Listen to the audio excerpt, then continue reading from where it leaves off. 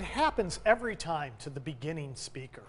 They've got their presentation and their content down, but when they start speaking, they find that they're doing and all this vocal garbage and flotsam. Well, today I'm speaking to our great presentation coach, Thaddeus Smith, about how do you get rid of all the vocal tics and garbage? Well, basically, I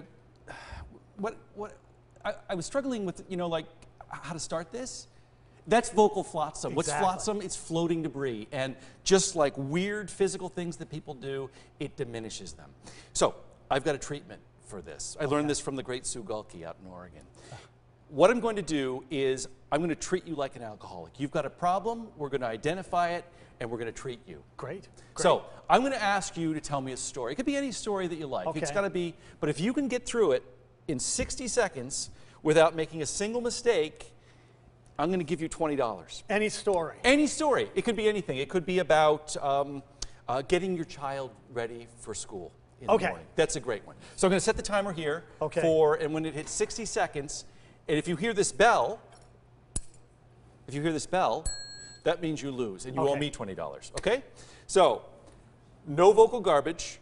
You ready? Yes. So the funniest thing happened to me the other day. Well, I was getting my 5-year-old dressed for school, right? And that's it. You owe me $20. It's right there. Vocal garbage. So it's a great exercise how do you get to around do. that? It's a great exercise to do because once you become aware of when you're stopping and pausing and filling with vocal flotsam, that's where you're diminishing your power. So the whole idea is that people aren't aware of it. They're not aware of it. So by doing that. That's right. It's like Pavlov's. Is it Pavlov's dog? Yeah, is that what exactly. it is? So that's the key. You can do that just as an exercise with an everyday story, but you also want to do when you're coaching the actual presentation, you want to be bearing down on that all the time. People are so afraid to pause. They think they need to fill every second with chatter, and they don't. There's enormous power in the pause. So once you identify what these vocal tics are, this vocal flotsam, you identify it, you hit it hard, you're going to remove it, and the speech is going to be that much more powerful. And how much can one of these cost? Right, exactly. Or you can use an air horn. I mean, you could use anything you like, or a whistle. But the idea is to become aware of it right away. And when you do a money challenge with it, it's great. And you owe me $20. Great deal. Okay. Thanks for coming today. You bet.